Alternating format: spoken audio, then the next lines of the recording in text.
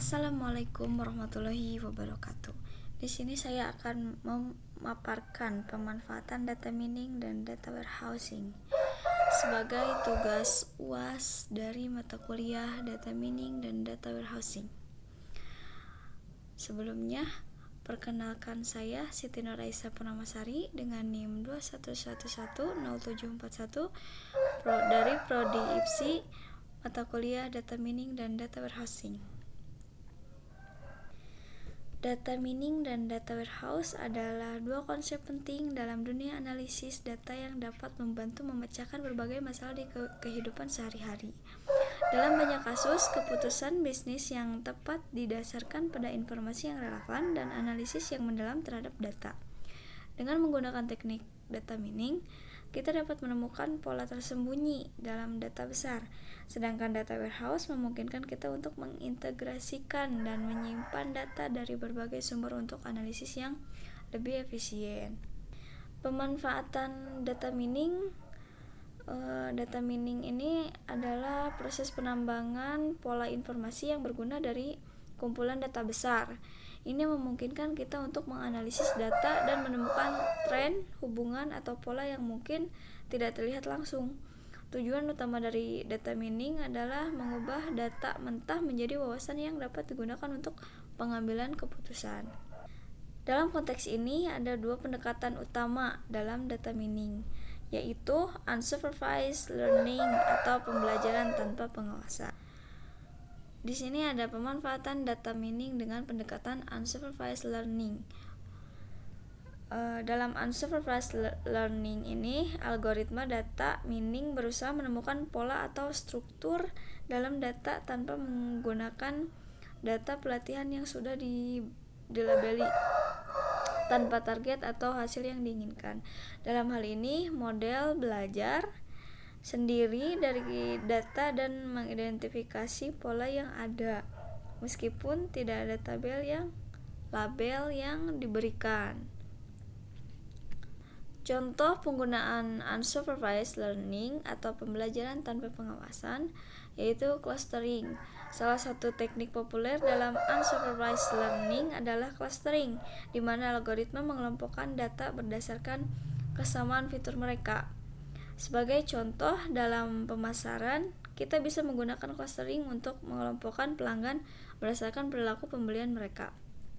Pelanggan yang memiliki pola belanja serupa dapat digolongkan dalam satu kelompok untuk kemudian ditargetkan dengan kampanye pemasaran yang lebih spesifik.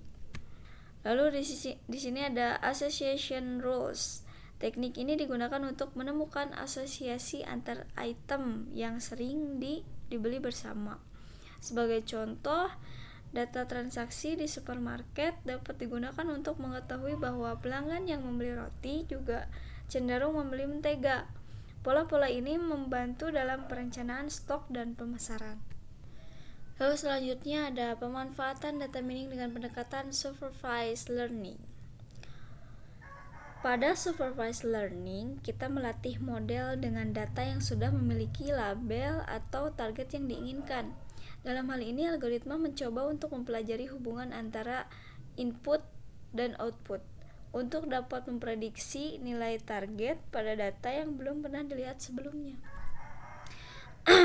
Contoh penggunaan supervised learning ini atau pembelajaran dengan pengawasan yaitu klarifikasi.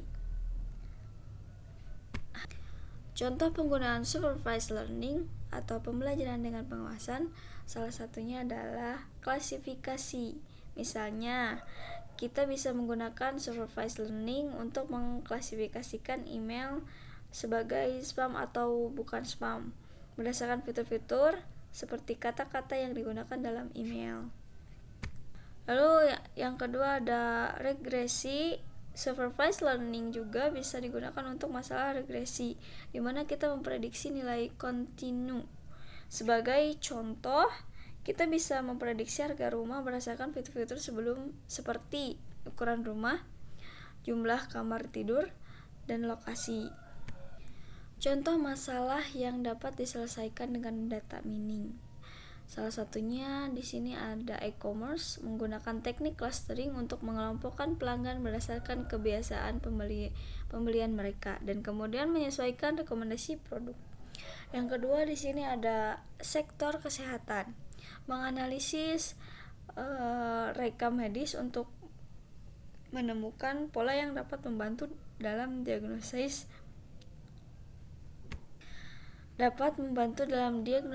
dini atau pencegahan penyakit. Lalu di sini ada industri keuangan, menggunakan klasifikasi untuk mendeteksi transaksi yang mencurigakan dalam sistem perbankan atau kartu kredit. Berikutnya adalah komponen data warehouse. Data warehouse adalah sistem penyimpanan yang dirancang untuk mengintegrasikan dan mengelola data dalam jumlah besar dari berbagai sumber untuk tujuan analisis dan laporan. Data warehouse menyimpan data historis dan data operasional yang telah diubah dan diproses sehingga siap digunakan untuk analisis lebih lanjut. Nah, di sini ada komponen data warehouse. Yang pertama yaitu source data.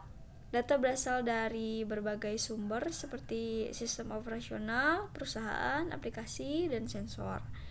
Yang kedua di sini ada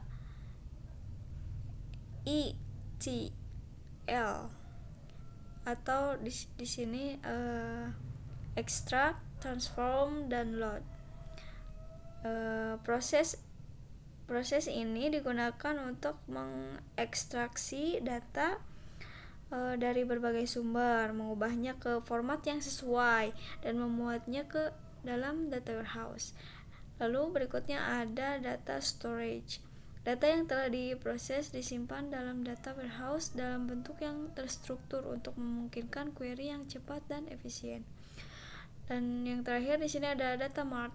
Biasanya data warehouse dibagi menjadi beberapa bagian yang lebih kecil yang disebut data mart. Nah, setiap data mart ini dapat berfokus pada area tertentu seperti penjualan, keuangan, atau pemasaran. Lalu berikutnya ada tujuan data warehouse. Nah, yang pertama di sini ada mengintegrasikan data dari berbagai sumber menjadi satu repositori pusat. Nah, yang kedua di sini ada mendukung pengambilan keputusan berdasarkan data yang telah terstruktur dan siap dianalisis. Lalu yang terakhir di sini ada menyediakan laporan dan analisis data secara real time atau periodik. Proses ETL atau extract, transform, dan load ini merupakan proses kunci dalam pembangunan dan pengolahan data warehouse. Proses ini melibatkan 3 langkah utama. Yang pertama di sini ada extract. Pada tahap ini data diambil dari berbagai sumber seperti database, operasional, file text, API, atau spreadsheet. Nah, lalu yang proses ekstraksi ini penting karena data seringkali tersebar di berbagai sistem dan format yang berbeda dan perlu diambil dengan cara yang efisien. Lalu di sini ada yang kedua, transform, menghapus duplikasi data, mengubah format data, menghitung agregat atau nilai yang hilang, menggabungkan data dari berbagai sumber. Lalu yang ketiga di sini ada load atau memuat. Setelah data ditransformasi, tahap terakhir adalah memuat data ke dalam data warehouse atau database target. Di sini data yang telah diproses memasukkan ke dalam tabel-tabel di dalam data warehouse untuk digunakan oleh analisis dan aplikasi bisnis.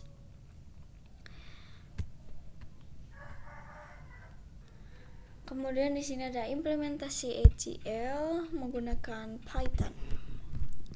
Langkah pertama di sini ada extract, mengambil data. Misalnya kita ingin mengekstrak data dari file CSV. Sebelumnya Python itu adalah bahasa pemrograman yang sangat kuat untuk melakukan proses ETL, terutama dengan adanya berbagai pustaka seperti Pandas dan SQL Alchemy.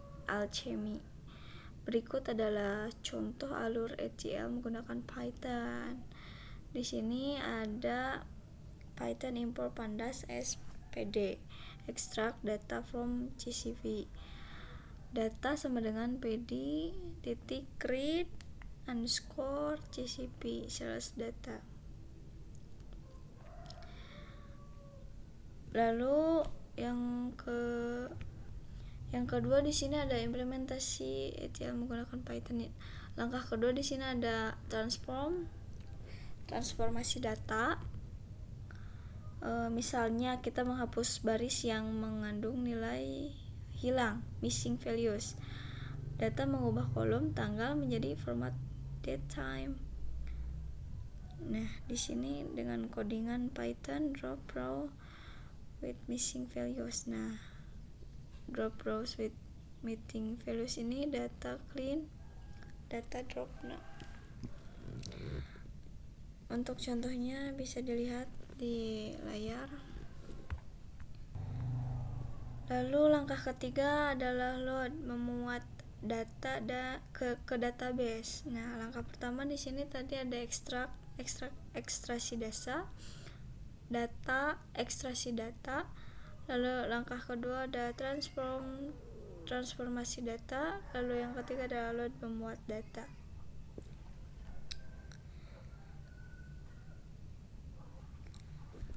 Di sini ada hasil program ETL menggunakan Pentaho Data Integration atau PDI, yang juga dikenal sebagai Kettle, adalah tool ETL grafis yang memungkinkan Anda untuk merancang proses ETL tanpa menulis banyak kode. Berikut adalah langkah-langkah untuk yang dapat dilakukan dalam Pentaho. Yang pertama di sini ada ekstrak, transformasi data, lalu memuat data. Nah, berikutnya